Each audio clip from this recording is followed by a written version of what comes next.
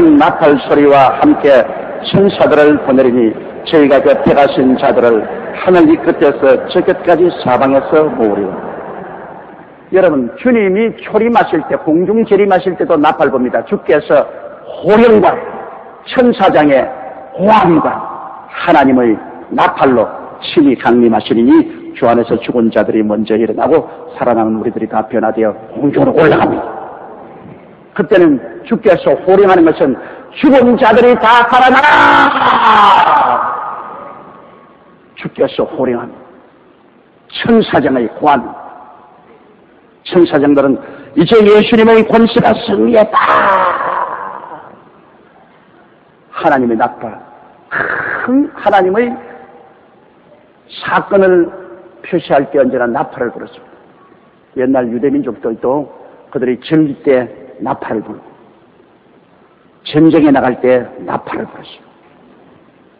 큰 사건이 일어나고 그래서 주께서 호령과 천사의 호함과 하나의 나팔로 친히 하늘로 쫓아 강림하실 때 주 안에서 죽은 자들이 다 일어나고 살아남은 우리가 변화받는데 그때는 여러분 영적으로 죽은 사람은 주님의 호령도 못 듣고 천사의 호함도 못 듣고 하나님의 나팔도 안 들려요. 귀가 이시도 듣지 못하고 눈이 이시도 보지 못하고 마음으로 깨닫지 못합니다. 하나님의 영으로서 하나님이 외치고 부르시고 나팔 부는 것이기 때문에 예수 믿는 사람은 다 알아듣거든. 왜? 신령한 것은 신령한 것으로 분별하느니라. 영적으로 살아. 안 믿는 사람은 영적으로 죽었지 않습니까? 영적으로 죽은 사람이기 때문에 죽은 사람이 무슨 대화가 됩니까? 여러분 죽은 사람 보고 한번 이야기해 보세요. 죽은 사람은 아무 말이 없어요. 어떤 사람이 선생님이 찾아와 선생님 성경 자꾸 죽으라 하는데 죽는 것이 무엇입니까? 좀 가르쳐 주옵소서. 그래요? 내가 내일 오면 가르쳐 주겠다. 그래 오니까 너 친구들 중에서 이 세상에서 가장 미워하는 친구 중에 죽은 사람이 있느냐? 있어요. 거기 가서 하루 종일 욕을 하고 들어오너라. 그럼 내가 가르쳐 주겠다. 이상하다. 죽은 미운 친구 묘지 가서 이 나쁜 놈의 자식, 못난 놈의 자식, 뒤져라 이놈의 자식아. 하루 종일 막 입에 금이 물도 욕을 하고 그거 왔어요. 이제 욕을 하고 왔습니다. 죽는 것이 뭔지 가르쳐 주십시오. 한 번 더 해라. 내일은 너 친구 중에 정말로 사랑하고 다정하고 좋은 친구가 있는데 죽어서 묘지에 들어간 사람이 있냐? 있죠. 내일은 그 친구야서 하루 종일 칭찬하고 좋은 말만 하고 돌아오느라. 나의 사랑하는 친구여, 너무나 좋은 친구여, 다정하고 이쁘고 훌륭하고 거룩하고 올바르고 뭐 온갖 칭찬 다 했어. 그러고 돌아왔어. 선생님 칭찬 다 하고 돌아왔습니다. 그러면 내가 가르쳐주마. 너 어제 미운 놈 보고 같이 욕을 잔뜩 했는데 무슨 말로 대답하느냐? 에이, 죽은 사람이 무슨 대답을 해요? 아무 말도 안 하지. 그래? 그러면 너 사랑하는 자에 가서 칭찬을 많이 했는데 그 무덤에서 뭐라고 말하대? 아무 말도 안 해요. 죽은 사람이 무슨 말합니까? 그래, 죽는다는 것은 그것이다. 아무리 욕을 해도 대답 안 하고 아무리 칭찬해도 대답 안 하는 것이 죽은 것이다. 이 세상에 살면서 너보고 온갖 모략을 하고 중상하고 욕을 해도 그런 채 많지 않은 그 사람이 죽은 사람이다. 너보고 막 아부를 하고 칭찬을 하고 해도 못 들은 채 하고 사는 것이 죽은 것이다. 죽은 사람은 이 세상 사람들의 평론에 대해서 좌왕우왕하지 않는다. 죽은 사람은 하나님만 바라보고 가는 사람이 죽은 사람이다. 그런 말을 했다는 것입니다. 그렇지, 죽은 사람은 대답이 없어요. 그러므로 영적으로 죽은 사람은 주께서 호령을 해도 못 알아듣고 천사장이 고함을 쳐도 못 알아듣고 하나님의 나팔이 천지에 진동해도 못 알아듣고 그러나 영적으로 사는 사람은 일하다가 막 나팔 소리 들린다. 밥 짓다가 나팔 소리 들린다. 자다가 나팔 소리 들린다. 온 천지에 주님의 나팔 소리 들은 사람 순식간에 일어납니다. 옆에는 아내가 자고 있고 혹은 남편이 자고 있고 자식들이 자고 있고 일터에 다른 사람이 일하고 있고 그런데 자기만 순식간에 싹 변화가 됩니다. 육의 몸이 변하여 신령한 몸이 되고, 약한 몸이 강한 몸으로, 죽을 몸이 영원한 몸으로, 추한 몸이 영광스러운 몸으로 변화돼가 막 온 세계가 야단 법석이 났습니다. 우주인이 와서 사람을 납치해 갔는데 막 온 세계에서 다 납치해 갔다. 이 우주인이 와서 온 세계 다 납치해 갔다. 막 비행기 조종사가 날아가 버리고, 조종사는 비행기가 막 거꾸로 치받기고, 열차 운전수가 사라지고, 혹은 자동차 운전해 가다가 그냥 막 핸들 잡은 사람이 올라가 버리고, 자동차가 막 산으로 올라가 버리고, 막 온 세상에 막 야단 났습니다. 유엔 특별 대책위원이 구성이 되고, 그리고 주일날 또 현대주의나 신신학자 목사들이 예배 보러 교회 들고 와보니까 교인 중에 불로 하던 사람 다 가버리고 없어. 그래, 너무 노적을 떠고 불로 했을 때만은 납치를 당했지, 점잖하게 믿었으면 납치를 안 당하지.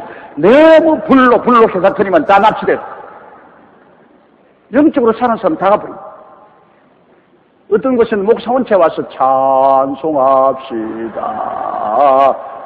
지 혼자 찬송. 다 가버려. 온 세계에 굉장한 변화는 세계 인구의 약 10억 가까이가 사라져버려. 순식간에 사라져. 다 공존 올라가. 그러나 영적으로 죽은 사람은 왜 어떻게 되는지 알 수가 없습니다. 팍 하고 꺼져버리고, 살아있다가 막 그냥 막 공기 속으로 싹 사라져버려. 신령한 몸이 되어버리니까 신령한 몸은 눈에 안 보여요. 그러니까 다 공기 속으로 사라져버려. 이러한 역사가 여러분 우리 가운데 곧 나타날 것입니다. 그것이 공중재림입니다. 그러고 난 다음 7년 환란 이후에 지금 이 성경이 말하는 것은 지상재림을 말하는 거죠. 지상에 7년 혼인잔치를 한 주님께서 백마를 타고 그 뒤에 주의 부활한 성도들이 다 같이 백마를 타고 주님을 따라서 하늘 군대로서 이 땅에 쳐들어오는 것입니다. 그래서 제가 큰 나팔 소리와 함께 천사들을 보내니 저희가 그 택하신 자들을 하늘 이 끝에서 저 끝까지 사방에서 모으려. 그때 택한 사람들은 주로 1차가 육의 선민인 야곱의 후손들 유대민족들입니다. 우상에 절하지 않은 육의 선민 유대민족들을 먼저 택하고, 그리고 그때 간혹 가다가 1차 부활 때 부활하지 못했으나 666 숫자를 받지 아니하고 산이나 들이나 골짜기에서 적그리스도를 대적하며 주님을 믿고 혼자 숨어 살던 이런 선민들도 있습니다. 그런 사람들 다 불러 모았습니다. 그런 사람들 별로 많지 않죠. 주로 그때 피난간 유대민족들, 우상에 절하지 않은 유대민족들이 이스라엘에 300만 있지만은 미국에 사는 유대민족 수가 이스라엘에 있는 유대민족보다 더 많습니다. 유대민족은 온천하였었어요. 그 사람들 다 주님이 원해요. 육의 선민을 제1차로 말한 것입니다. 영의 선민은 그때는 거의 없죠. 그래서 하늘 이 끝에서 저기까지 사방에서 모신 것입니다. 32절요. 무화과 나무의 비유를 배우라. 그 가지가 연하여 지고 잎사귀를 내는 여름이 가까운 줄 아나니. 무화과 나무는 바로 이스라엘을 상징하는 것입니다. 그래서 주님께서 무화과 나무의 비유를 말했습니다. 무화과 나무의 비유, 이 비유거든요. 무화과 나무를 배우라 말했습니다. 무화과 나무의 비유를 배우라. 주님이 비유를 들어 무화과를 말합니다. 무화과라는 것은 유대민족을 상징합니다. 주님께서 열매 맺지 않은 무화과 나무를 칭찬했습니까? 저주해버렸죠.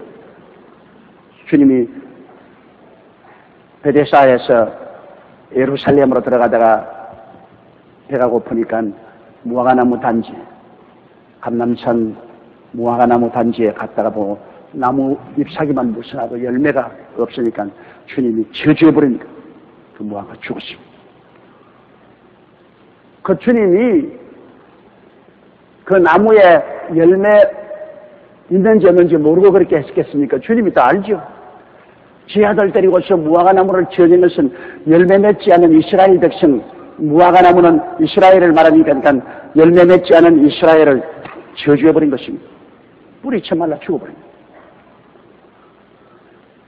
그와 함께 여러분 주 70년에 열매 맺지 않은 이스라엘이 로마의 디도대장의 공격을 받고 뿌리 쳐말라 버렸어요. 완전히 나라가 풍지박산 되어버렸어요. 죽어버렸어요. 그러므로 무화과 나무의 비유를 배워라. 이 완전히 뿌리쳐 말라 죽어버린 유대민족 이스라엘 나라가 다시 살아나서 싹이 나고 잎이 돋고 열매를 맺습니다. 이 무화과 나무는 이상히 잎이 돋음과 동시에 열매도 같이 생겨요. 무화과는 속으로부터 꽃이 피어서 속에서 열매를 맺습니다. 그렇기 때문에 잎이 돋음과 동시에 열매도 똑같이 생겨나요. 무화과 나무의 비유를 배워라. 비유입니다. 무화과 나무의 비유는 이스라엘을 칭해서 하는 말인 것입니다. 무화과 나무가 죽었는데 그게 다시 싹이 나고 잎이 돋으면 여기에 보니까 여름이 가까운 줄 알아. 여름이 오기 전에 무화과 나무는 4월, 5월, 6월 이때 잎이 피고 열매를 맺습니다. 그리고 한여름에 자라서 초가을에 그 열매를 먹습니다. 늦은 여름, 초가을에 그 열매를 먹어요. 우리 한국에도 무화과를 먹으려면 여러분 목포에 가면 그 무화과 단지가 있어요. 목포에 가면 무화과 단지가 있어서 그 무화과 굉장히 많이 나와요. 저도 거기 가서 무화과 많이 얻어먹었습니다. 그러면 이 비유를 우리가 보면 그러면 이 무화과가 완전히 죽으면 이스라엘이 죽어 70년 만에 완전히 죽었는데 이 죽은 이스라엘 나라가 다시 싹이 나고 잎이 돋고 하면 여름이 가까운 줄 알아. 다시 말하면 주님이 이제 재림하실 때가 가까웠다. 유대인 민족은 온 세계의 시계입니다. 하나님의 역사 경영의 시계가 바로 유대민족. 그럼 이스라엘이 나라 없던 이스라엘이 다시 무화과 나무가 살아 일어나거든. 주님 오실 날이 가까운 줄 알아. 그 주님 오실 날을 여름으로 비유한 것이 겨울이 지나고 여름이 가까운 줄 알아. 그런데 언제 이스라엘이 나라가 복구되었습니까? 만체스터 대학의 화학 교수인 와이만스 박사가 수지에 싸지 않고 화학적으로 화약을 굉장히 많이 만들어내는 기술을 발명했습니다. 그래서 공장에서 화약을 막 생산해내니까 그 화약을 가지고서 탄약을 많이 만들어서 영국이 압도적으로 독일과 터키를 물리쳤습니다. 그래서 전쟁에 이겼습니다. 영국이 전쟁을 이기고 영국이 중동을 점령했어요. 지금 팔레스타인하고 중동을 점령을 했는데요. 그때 영국 왕실에서 이 와이만스 박사를 불렀습니다. 불러서 당신이 이 화약을 만들어서 혁력한 공로를 세웠기 때문에 내가 약속한 대로 소원을 이루어 줄 테니까 당신 소원이 뭐냐? 그 와이만스 박사가 있어 눈물을 흘리면서 나는 유대민족입니다. 우리 조국에 땅을 주시옵소서. 무화과 나무에 싹이 나기 시작하는 겁니다. 우리 조국에 땅을 주옵소서. 우리 민족이 나라를 잃은 지 2000년 동안 방황하고 있는데 우리 조국에 땅을 주옵소서. 그러니까 왕실에서 당장 그때 외무장관인 발포 외무장관을 불러가지고서 유대민족이 들어와서 팔레스타인을 점령하도록 허락하라. 그래서 그때 발포 선언이라고 발포 외상이 온 세계에서 냈습니다. 유대민족들은 고향에 돌아와서 나라를 세워라. 그래서 전 세계에 흩어졌던 유대민족들이 팔레스타인으로 모여오기 시작했습니다. 그러다가 제2차 세계대전이 일어나자 히틀러가 유대인 600만 명을 학살했습니다. 그래서 히틀러의 그 핍박을 받은 유대민족들이 올 때 갈 데 없으니까 모인 곳이 바로 팔레스타인입니다. 예루살렘 중심으로 한 그 유대 땅을 옛 고토로 몰려 거기에서 미리부터 살고 있던 아랍 사람하고 제1차 전쟁, 제2차 전쟁, 제3차 전쟁, 무시무시한 전쟁을 했는데 뭐 도저히 이스라엘 나라 조그마한 300만, 그때는 300만도 아니고 뭐 몇십만 명이 와 있었는데 견딜 수 없는데도 불구하고 전쟁할 때마다 이겼어요. 하나님이 때가 와서 하나님이 다시 이스라엘을 고토로 돌아오게 하시니까 뭐 아랍이 아무리 이스라엘과 싸워도 이길 수가 없어, 그 조그마한 이스라엘을. 그래서 오늘날 이스라엘은 당당한 독립국가가 되었습니다. 그가 언제 독립선을 했냐면 1948년 5월 14일 날 바로 이 화약을 발명하고 조국을 달라고 하던 와이만스 박사를 초대 대통령으로 해서 이스라엘은 독립국을 선포했습니다. 이것이 무화과 나무에 사기 나고 잎이 돋기 시작한 때인 것입니다. 그러면 여름이 가까운 줄 알아. 이스라엘 독립을 기준으로 해서 이스라엘이 나라 없는 이스라엘이 독립이 되거든. 그때부터 말시다. 그때부터 말시다. 언제 주님 오실지 모릅니다. 물론 그날과 그 시는 모르지만 주님께서 한 시점을 정해놓고 역사의 이 시점부터 시작해서 이제 여름이 가까운, 무화과 나무에 사기 나고 잎이 나면 여름이 오는 것처럼 무화과 나무인 이스라엘이 다시 죽었다가 사기 나고 잎이 돋아 나면 이제는 주님 오신 날이 가까운 줄 알아. 본격적으로 말세에 돌입했.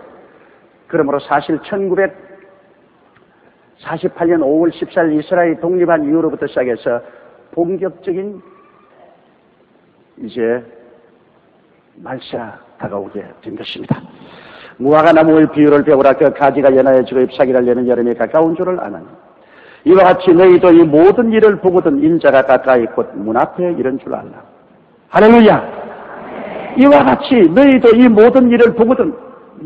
이 모든 일은 뭡니까? 앞에서 말한 전쟁과 전쟁 소문이 나고 처치의 기근과 지진이 있고 나라와 나라, 민족과 민족이 싸우고 이런 것들이 있고 온 천하 만국의 복음이 전파되고 이런 일들을 보거든. 그리고 이스라엘이 독립되고 유럽이 통합되고 구라파가 통합되고 옛 로마 판도에서 열발꾸락이 나타나는 구라파가 통일되고 이러한 일들을 보거든. 이게 여러분 성경은 얼마나 주님께 강하게 말합니다. 인자가 가까이 곧 문 앞에 이런 줄 알아. 문 앞에로서 문고리만 잡아 당기면 돼요. 지금 주님께서는 우리 역사의 마지막을 여는 문의 문고리를 잡고 계신 것입니다. 여러분 보다시피 이스라엘이 독립된 지 이미 50년이 지났습니다. 한 세대가 지났어요.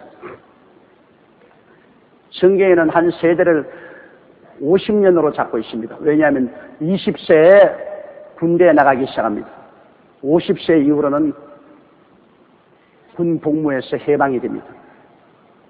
그래서 이스라엘 나라는 한 세대를 50세까지 잡습니다. 근데 한 세대가 벌써 지나갔어요. 이스라엘은 독립되어서 강력한 국가로 지금 서 있습니다. 원자탄도 다 가지고 있어요. 강력한 국가로. 거기다가 유럽은 이제 내년부터 완전히 화폐 통일이 됩니다. 2000년대부터 이제는 유럽 11개 국가가 돈을 함께 써요. 이제는 화폐가 완전히 통일됩니다. 화폐가 통일되어서 경제가 완전히 통합되고 그 다음 군사 통합이 오고 그 다음 정치 통합이 오고 뭐 순식간에 오는 것이죠. 유럽 연방이 생겨난 겁니다. The United Europe. 유럽 연방이 생겨나요. 그럼 유럽 연방은 정치, 경제, 군사, 산업에서 가장 강력한 나라로 일어납니다. 그건 하나님이 일으키십니다. 그런 와중에서 이스라엘과 소련을 위주로 한 아랍하고 전쟁이 일어나지 않습니까? 에스겔서 37장, 38장 기록한 대로 이스라엘과 아랍의 대전쟁에 이스라엘이 아주 완전히 승리를 합니다. 파격적인 승리를 해요. 그래서 그 여세를 몰아서 시온산에 성전을 세웁니다. 아랍의 오마 성전을 헐고 이슬람의 성전을 헐고 다윗 솔로몬 성전을 다시 보고 그러고 난 다음 저 그리스도와 7년 계약을 맺습니다. 7년 계약을 그 전후를 우리는 따져서 이제는 교회는 이 지상에서 사라집니다. 잘 있거라 세상아 나는 가노라 7년 환란 일기 전에 나는 가노라 세상의 시달림도 이제 끝나고 할렐루야 이 하루를 기다렸더라 올라갔세 구름 타고서 성령 바람 불어 높이 올라가 세상의 시달림도 이제 끝나고 할렐루야 이 하루를 기다렸어라. 나 잘 기억 못해요. 여하간 우리는 이 정도로 모든 역사적인 사건을 바라볼 때 주님이 오실 날이 가까이 왔다는 것을 알 수가 있습니다. 주님이 역사의 문 밖에 서 있다는 것을 우리가 알아야 돼요.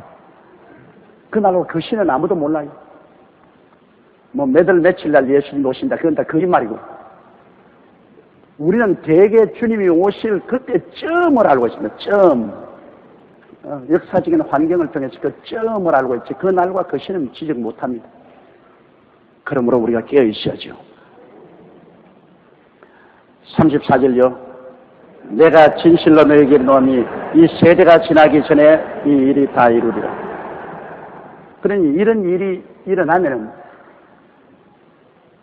일이 나기 시작한 때부터 한 세대가 얼마나 자는지, 요사이 사람들은 30년을 한 세대라고, 40년 한 세대라고 하지만, 성경은 50년을 한 세대라고 하고, 저건 그 연대는 영화할지 모르나, 이때쯤 되었으면, 이 주님의 예언이 급속히 다 이루어질 것이라는 것입니다. 이때쯤 되었으면. 밥이 이제는 김이 나고, 밥이 뜸이 들 때쯤 되었으면 이제는 커서 먹을 때가 되는 것입니다. 지금 아예 그냥 온 세계 역사가 뜸이 다 들었어요. 이제 뚜껑 열고 먹으면 돼. 그러니까 지금이 은혜 받을 말 때, 지금이 구원받을 최후의 시간입니다. 이제 마지막 기회가 우리 인류에게 주어져 있습니다. 이때 정신을 차리고 예수 믿는 여러분은 얼마나 지혜로운 처녀인지 몰라. 그러나 지금도 그냥 막 세상에 취해서 막 땅만 바라보고 그냥 육신의 정욕과 안목의 정욕과 일생 장엄만 따라서 사는 사람 보면 너무나 불쌍해.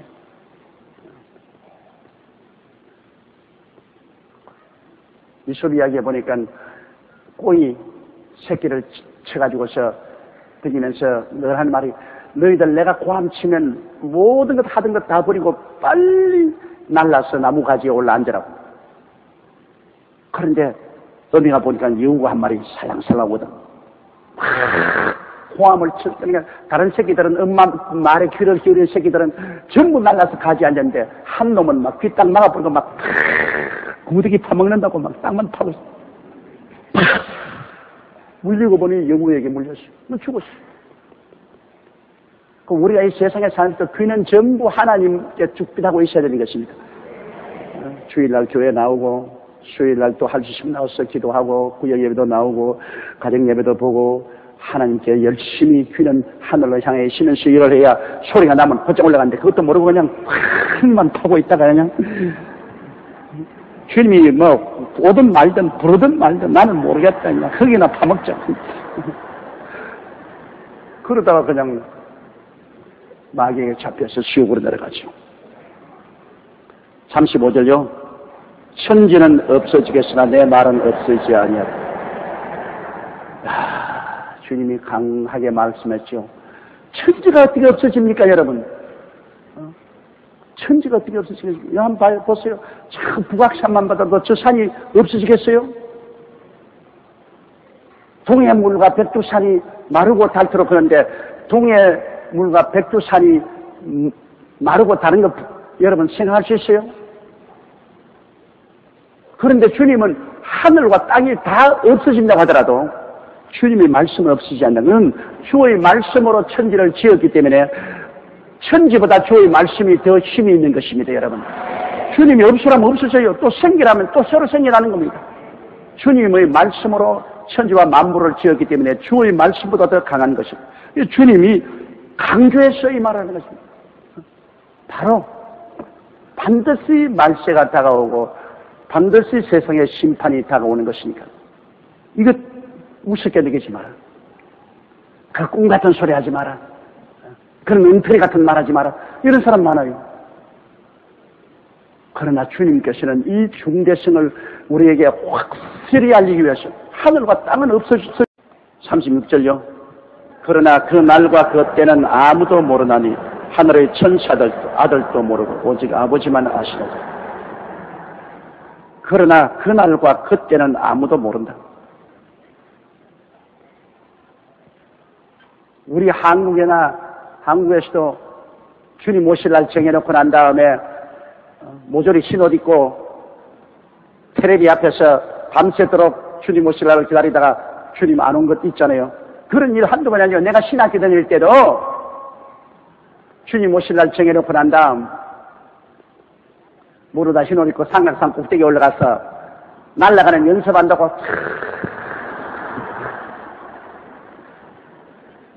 그때 우리 교회 장로님 한 분도 올라가가지고서 그 부부간에 신옷 입고 그 날아가는 연습하다가 중한 날에 주님 안 왔습니다. 그 장로님 코가 닷발이나 빠져가지고서 내게 왔습니다. 내가 안 올라가고 왜 왔냐 그러니까 아무리 이래도 안 오더랍니다. 그 장로님이 이제 천당 올라가셨지만은 그런 일들이 여러분 역사상 계속해서 있었습니다. 계속해서 주님은 날짜 계산하고 그 날짜 정해가지고서 주님 오신다고 해서 사람들을 충동을 시켰습니다. 그러나 여러분 이 성경 말씀이 너무나 뚜렷습니다. 그 날도 그 때는 아무도 1990 몇 년이라든지 뭐 그 몇 월 며칠이라든지 그런 것은 절대로 할 수 없습니다. 그 날과 그 때는 아무도 모릅니다. 천사들도 그 날을 모르고 아들도 모르고 오직 아버지만 하시는 줄. 그때 예수님은 육으로 와 계시기 때문에 하나님의 아들이시지만은 하나님이 주시는 말씀만 태어났었습니다. 지금이야 예수님이 부활해서 성천에서 아버지와 함께 일하고 계시기 때문에 예수님 지금이야 다 알고 계시겠죠. 요한계시를 보면 예수님께서 마지막 이 땅에 전개될 것을 전부 요한에게 계시해 주지 않았습니다. 그러나 그때 육으로 오실 때는 예수님은 완전한 하나님이지만 완전한 사람으로 왔기 때문에 사람으로서의 한계점이 있었습니다. 그러므로 육신으로 계신 예수 그리스도는 그날과 그 시가 언제인지 몰랐습니다. 그러므로 오직 아버지만 하십니다. 이러므로 주님 오실 날짜를 정하는 것은 절대 미혹하지 마십시오. 날짜는 모릅니다. 그러나 그때쯤은 주님께서 약속한 대로 우리가 다 알고 있는 것입니다. 무화과나무의 비유를 통해서 이스라엘이 독립을 하고 나서 그때쯤 유럽이 통합국가가 될 그때쯤 그리고 성령이 마지막으로 늦은 빛 성령이 임하여서 수많은 사람들이 성령 받고 다시 신부단장을 할 그때쯤입니다. 그런데 그때쯤 하는 그때가 지금이 바로 그 시간인 것입니다.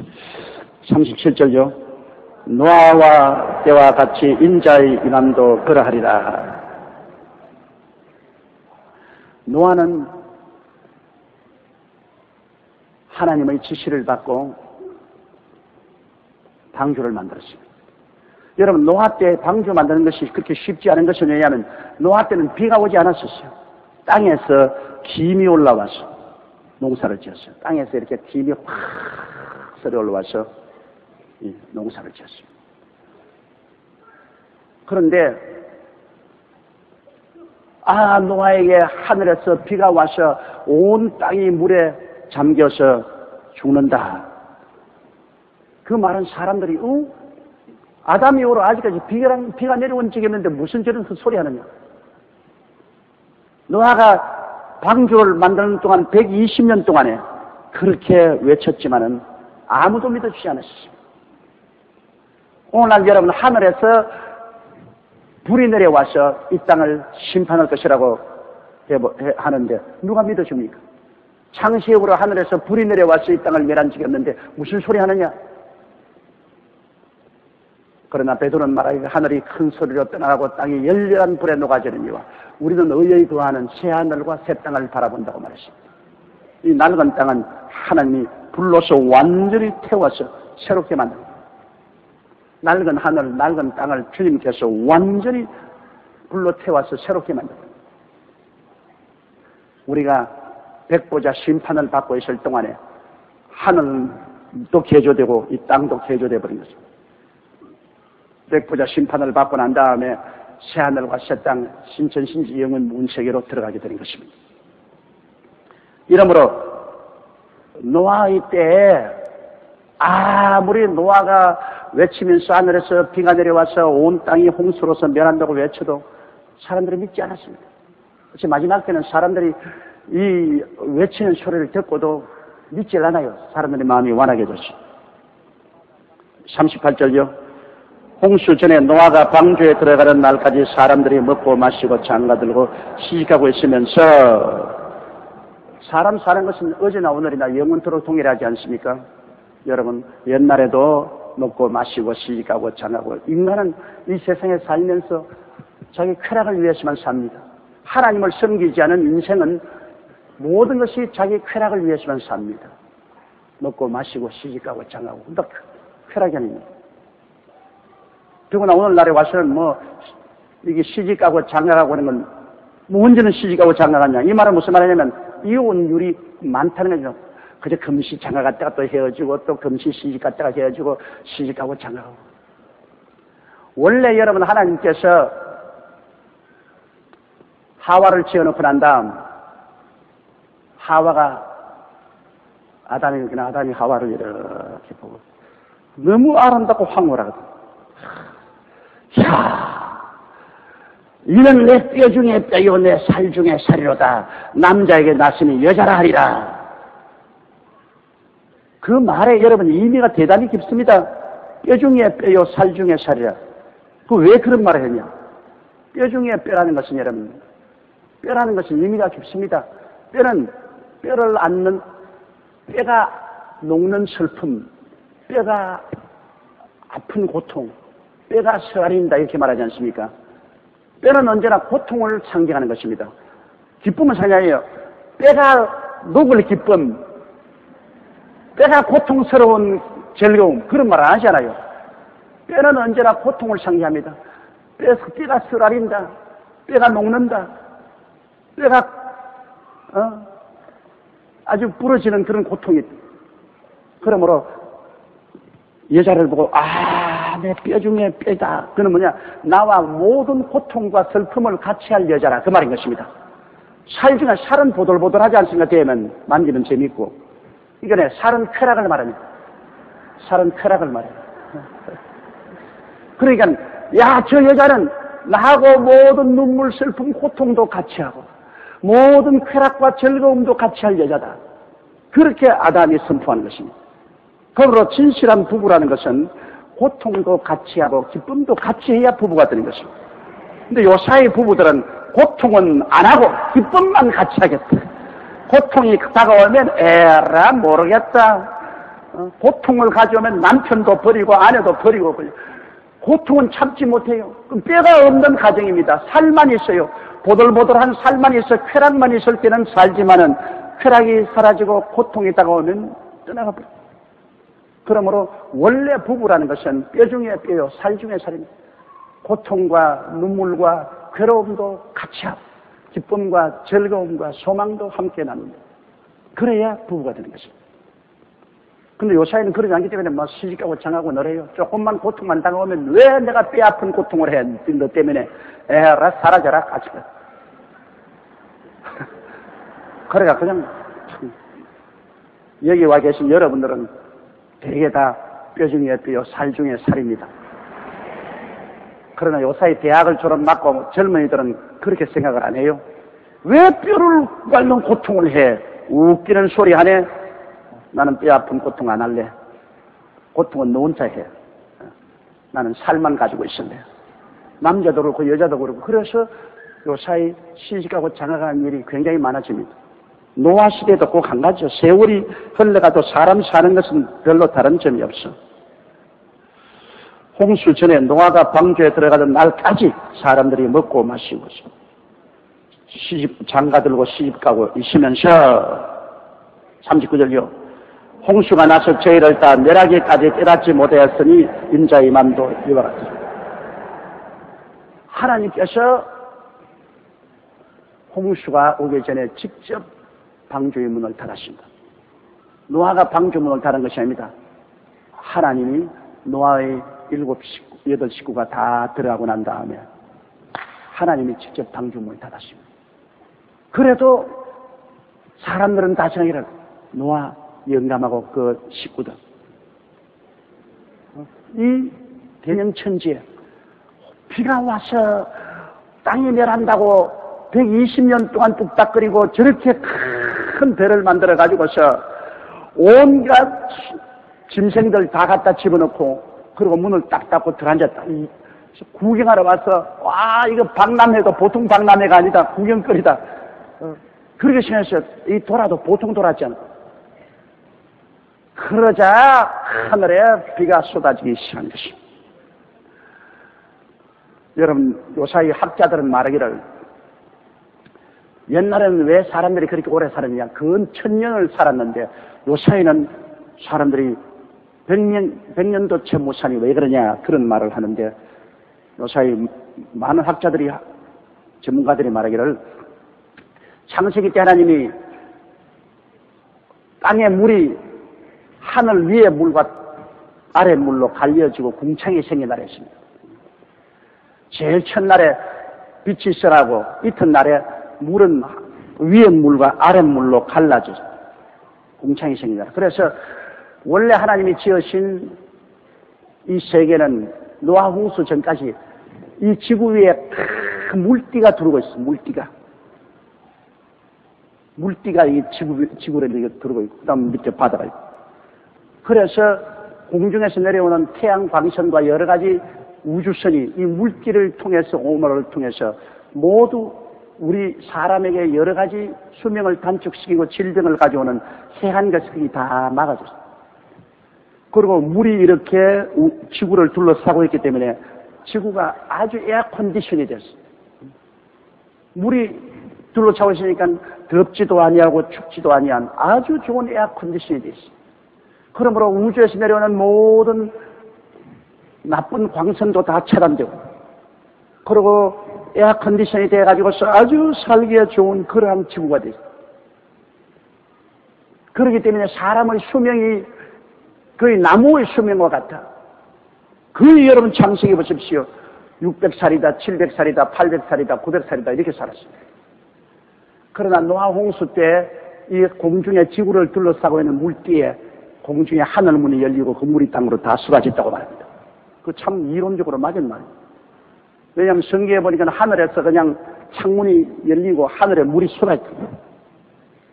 그 지구 위에 둘러싸여 있던 물띠가 그냥 쏟아져서 내리고 난 다음 노아 이후에는 사람의 생명이 120살이 되겠다고 했는데 그다음부터 막 유해한 큰 우주선이 그냥 막 비쳐 들어와요. 모든 우주의 광선. 지금도 오존층이라고 해서 오존층이 이렇게 지구를 둘러싸여 있는데 오존층도 공해로 말미암아 구멍이 뚫어지고 이제 막 우주선이 그대로 비치니까 온갖 유해한 광선으로 말미암아 생태계에 거대한 변화가 일어났습니다. 식물도 동물도 거대한 생태계의 변화가 일어나고 우리 인생도 생태계의 변화가 일어나서 생명이 단축돼요. 그리고 지구의 기후 조건이 아주 변화가 많습니다. 막 더운 데는 무지무지하게 되고 추운 데는 무지무지하게 춥고 그래서 인간의 수명이 정상 수명을 갖지 못하고 120년밖에 살 수 없게 이렇게 되었다고 말합니다. 이러므로 원래는 하나님께서 인생은 타락을 해서라도 천년을 살게 만들었는데 어찌나 죄를 많이 짓든지 노아홍수 때 하나님께서 사람 만든 것을 후회하시고 인간이 다 육체가 되므로 주님께서 다 멸하시고 하늘 위에 있는 물기를 다 쏟아지게 해버리고 오늘날 우리는 뭐 무방비 상태입니다. 지금 우주선이 막 내려와서 내리비치지요. 온 세상에는 공해 물질로 꽉 들어차고 뭐 우리 먹는 것마다 다이옥신이 안 들어간 것이 없고 다이옥신 난 놀란 것은 어머니 모유를 먹이는데 어머니 모유에 다이옥신이 보통 수용체의 30배 이상 들어있다는 겁니다. 어머니가 벌써 다이옥신이 있기 때문에 어린아이가 벌써 어머니 젖 먹으면서 온몸에 암을 발생시킬 그 요소를 잔뜩 몸에 담아 이제 어린아이 때부터 벌써 온 몸에 DNA의 변화를 가져올 수 있는 암이나 여러 가지 병을 유발할 수 있는 다이옥신을 어머니 젖을 통해서 잔뜩 벌써 몸에 쌓이고 그러면 이 땅에 지금 뭐 여러분 살 수 없게 돼 있어요. 점점 세월이 흘러갈수록 점점 살 수 없게 돼 있어요. 우리 한국도 오늘날 이렇게 개발되어서 우리가 생활은 좀 여유가 생긴지 모르겠지만은 자연 환경을 어마어마하게 파괴되었어요. 나는 옛날에 외국에서 물을 사먹다 그게 늘 웃었다고요. 왜 물을 사먹냐? 우리는 어릴 때부터 학교 갔다 오다가 도랑물 그대로 다 마셨잖아요. 학교 갔다 오다가 그냥 도랑에 흐른 물 배고프면 그냥 벌컥 도랑물 그대로 마셨다. 그러고도 배탈 안 났어요. 요사이 도랑물 마실 사람 누가 있어요? 아무도 도랑물 안 마십니다. 짐승도 도랑물 마시면 병난다. 그러니 뭐 물이 다 썩었어. 그리고 악적 기업주들 그저 비가 왔다 바람이 없다면 막 그대로 그냥 폐수를 그냥 한강에 그냥 내리 쏟아부은 나중에 마셔서 뭐 죽든지 병이든지 내가 알 게 뭐냐 내가 임시로 이익만 되면 되는데 이래서 그냥 완전히 그냥 상수원에서 그냥 폐수를 그냥 방류시킴으로 이거 도저히 사람 살 수 없는 지금 한강물을 어떻게 마셔요? 이거 뭐 완전히 썩었다.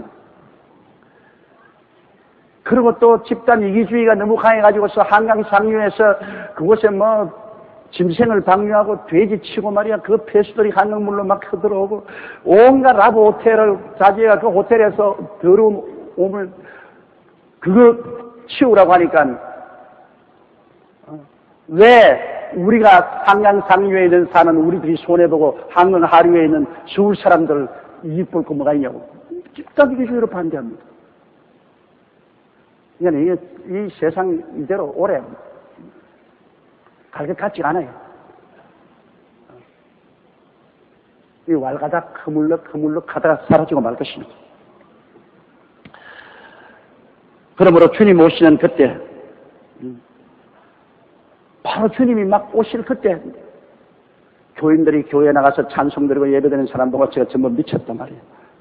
밥 먹고 할 일 없어서 저 교회 가서 야다 이거. 그렇게 흉을 보고 비판하고 이 세상의 쾌락을 추구하기 위해서 정신없이 있던 사람들이 순식간에 멸망이 타오는 것입니다. 그러므로 우리가 깨어 있어야 돼요. 40절요. 그때 두 사람이 밭에 있으며 하나는 데려감을 당하고 하나는 두려움을 당할 것입니다. 이거는 초림을 말하는 것입니다. 데려가는 것은 데려가고 남고 하는 겁니다. 두 사람이 밭을 갈고 있어요. 이 밭을 가는 건 대낮입니다. 대낮에 밭을 갈고 있다가 이봐라! 순식간에 한 사람이 사라졌어요. 이 사람 어디 갔냐? 데려 올라가면 다 했어요. 아멘섬 남아있죠. 또 41절에요. 두 여자가 매를 갈고 있으며 하나는 데려감을 당하고 하나는 부려짐을 당하고 두 여자가 함께 매를 가요. 우리도 시골에 있을 때 나도 이 매 많이 갈았는데요. 두 만들어 먹는다고 이제 매 갈 때 날 보고서 우리 어머니나 할머니가 용기야 여기 와서 매 같이 갈자. 그것만큼 하기 싫어 그래서 너무너무 재미가 없어. 그러나 두 할머니나 나하고 둘이 이제 매를 이렇게 잡고서 이렇게 가면서 콩을 주워서 또 집어넣고 또 이래가. 난 졸음이 오고 막 못 견디겠어. 이렇게 재미없는 일 왜 하냐 말이야. 또 콩 집어넣고 또.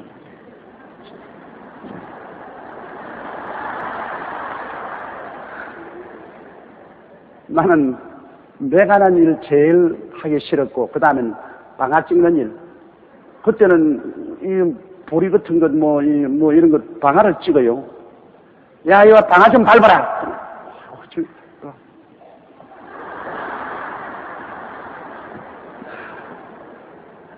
그 시골에서 사는 사람들 참 고생 많이 했습니다. 더구나 여성들 고생 많이 했어요.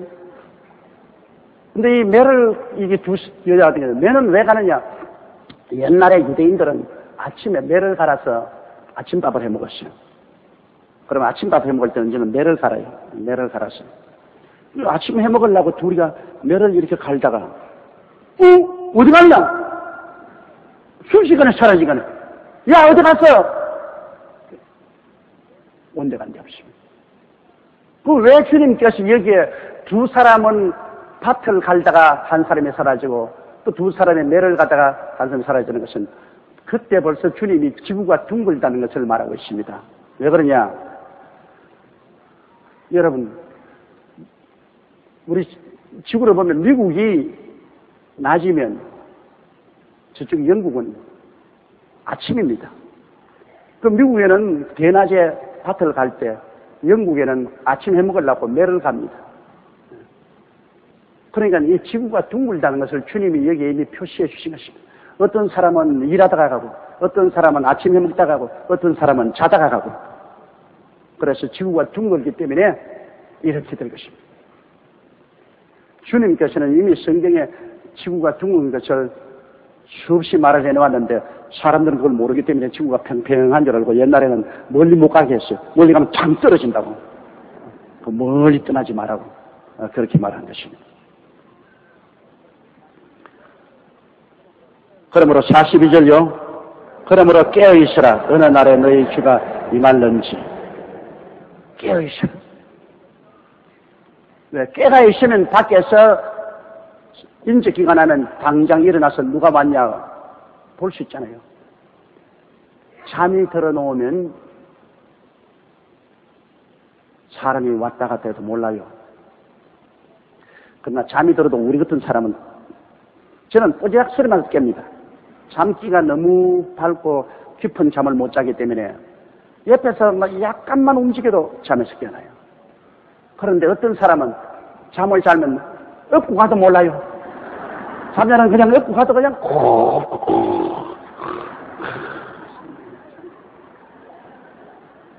잠이 깊이 든 사람이 있어요. 주님께서는 이 영적으로 잠이 깊이 들면 큰일이라는 것입니다. 영적으로 뭐냐면 업고 가도 모를 정도로 잠을 깊이 자면 이런 사람들은 주님이 와서 다 데리고 가고 난 다음 늦게 깨가 일어나가지고서 주님 안 오시냐? 왜 이렇게 늦게 오시냐? 벌써 주님 오셔서 지금 다 데려가 버렸어요. 이러므로 우리는 깨어서 있어야 되는 것입니다. 43절요. 너희가 알지 못함이니라. 너희도 아는 바니 만일 집주인이 도적이 어느 경점에 올 줄 알았다면 깨어있어 그 집을 뚫지 못하게 하시리라. 그럼 말할 필요 없죠. 우리가 깨어서 딱 지키고 있는데 도적이 어떻게 들어옵니까? 도적은 주인이 다 깊이 잠들었을 때 오기 때문에 대개 도적은 밤에는 언제 오느냐? 새벽 3시나 4시쯤 가장 깊이 잠들었을 때 그때 도적이 오죠.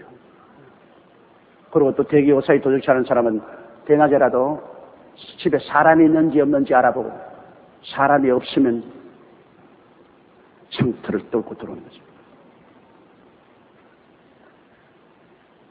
그렇기 때문에 미국 같은 데 가면 여행을 가고도 집에다가 불을 다 켜놓고 가요. 밤에 뭐 불이 환하니까 겁을 내서 안 가죠. 그러나 불이 다 꺼져 있으면 도둑놈이 들어옵니다. 그러니 이 세상에 도둑놈들이 참 많아요. 세상에 도둑질해서 먹고 사는 놈 치고 참 올바른 사람 없지. 나무 그 훔쳐서 사는 사람이 좋을 것 있어요. 그러나 어떤 도둑놈은 도둑질하다가 구원받은 놈도 있어요. 우리 한국에 상당히 유명한 부흥사였는데요. 나 그 이름을 잊어버렸어요. 이제 세상에 떠셨는데요. 여학생 기숙사에 들어가서 여학생 옷을 도둑질 했는데요. 옷을 이제 도둑질해서 팔아먹으려고 보니까 여기에 포켓 성경이 있어요. 그 여학생이 늘 포켓 성경을 포켓에 넣어서 읽고 있는데 그 세라 제복에 이 성경이 있었습니다. 그래서 그 성경을 펼쳐서 이 도둑놈이 밤에만 하고 낮에는 시간이 너무 많기 때문에 그걸 읽었어요. 할 일이 없기 때문에. 마태복음, 마가복음, 누가복음도 크게 감동을 했어요. 너무너무 감동을 해가지고서 그래서 그 세라 제복을 들고서 그 여학생이 찾아갔습니다. 찾아가서 내가 당신 옷을 훔쳤는데 당신 옷 포켓에서 이 성경을 보고 읽고 내가 크게 감동을 했는데 이게 뭐냐고. 그래서 그 여학생이 그분을 주께로 인도했어요. 예수를 믿고. 그리고 그분이 신학교 들어가서 목사가 되고 그 여학생하고 결혼해서 그 여학생 사모가 됐어요. 사람 인연도 희한한 인연이에요. 그가 굉장히 훌륭한 부흥사가 되어서 그 열심히 설교하고 그분이 늘 이 간증을 하고 다녔어요. 내가 도둑질 하다가 난 예수 믿게 되었다고. 그러나 우리가 도적이 들어올 시간을 딱 알고 있으면 도적이 못 들어오죠. 이 도적이 옛날 그 이야기 들으니까 어느 집인지 들어갈 때 그 집 신발장부터 먼저 본다는 겁니다. 신발이 가지런히 정돈되어 있으면 이 집에 와봤자 훔칠 것 없다. 참 잘 간수해놨어. 그러나 신발장에서 막 심이 막 이리저리 막 흩어져 있으면 이건 막 눈 감고 이 집에 가서 다 훔쳐가도 어지럽다는 거예요. 제가 이 서대문에서 살 때 어떤 연탄을 피우는데 그때 내가 새벽 기도가 없었으면 저건 죽어서 여러분에게 서지 못했습니다. 아침에 새벽 기도에 자명종이 따르르 울리는데 눈을 겨우 떴는데 도저히 몸을 움직일 수 없이 연탄 간수가 밤새도록 생각. 완전히 막 KO가 됐어. 아무리 몸을 움직여도 앵그릴 수 있어 종은 치는데 그래가 내가 있는 힘을 다해가지고서 몸을 일으켜주고 침대에서 떨어졌어요. 떨어지면 살겠더라고요. 몸을 이렇게 막 움직여가지고 침대에서 탁 떨어지는 그 충격으로 정신이 번쩍 들기 때문에 벌벌 기어 일어나가지고서 문을 열었어요. 창문을 열었어요. 그래서 보니까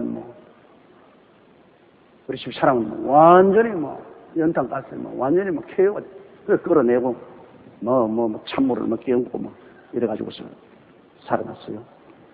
그래서 그때는 연탄 가스 때문에 애들이 집에 일하는 소녀와 함께 자는데 밤에 내가 일어나면 꼭 그 방에 가서 문을 열어봅니다. 살았냐 죽었냐 보기 위해서. 한국 사람들 참 옛날 사는 건 말이 아니에요. 왜냐하면 독가스를 피워놓고 전부 다 장판 밑에 독가스를 피워놓고 살아요. 왜 말이 시된다고 말을 잘못해가 배고파 죽겠다, 배불러 죽겠다, 더워 죽겠다, 추워 죽겠다, 좋아 죽겠다, 슬퍼 죽겠다, 자꾸 죽겠다니 애가 죽어봐라. 어느 민족치고 그 방바닥에 독가스 피워놓고서 사는 민족은 우리밖에 없었습니다. 그래서 그 연탄가스 먹고 많이 죽었잖아요. 그래서 하루 저녁에도 내가 밤에 이제 깨어서 화장실에 갔다가 애들이 괜찮냐는 식으로 문을 떡 여고 내가 깜짝 놀랐어요. 이런 애가 창문가에 앉아가지고서 이래가지고 도도도도 너 뭐하니? 도도도도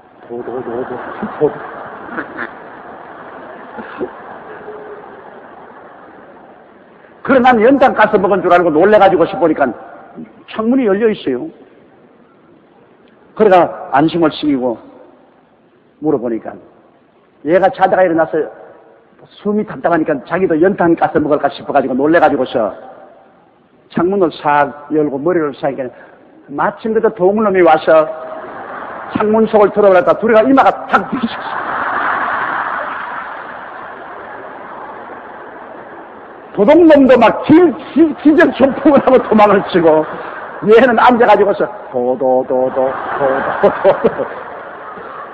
사람이 너무 놀라니까 말을 못하고 움직이지도 못해요. 앉아가지고 도도 하는데 나는 연탄 가스 마실 줄 알았지. 그러니까 정신을 차리고 있으면 도적이 들어왔다고 도적도 놀래서 달아나요. 도적도 놀래서. 그러므로 우리가 깨어있어.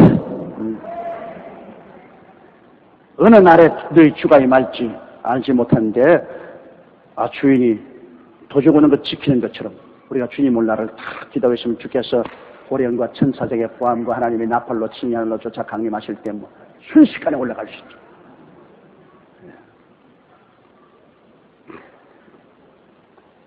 그러므로 44절요. 이러므로 너희도 예비하고 있으라.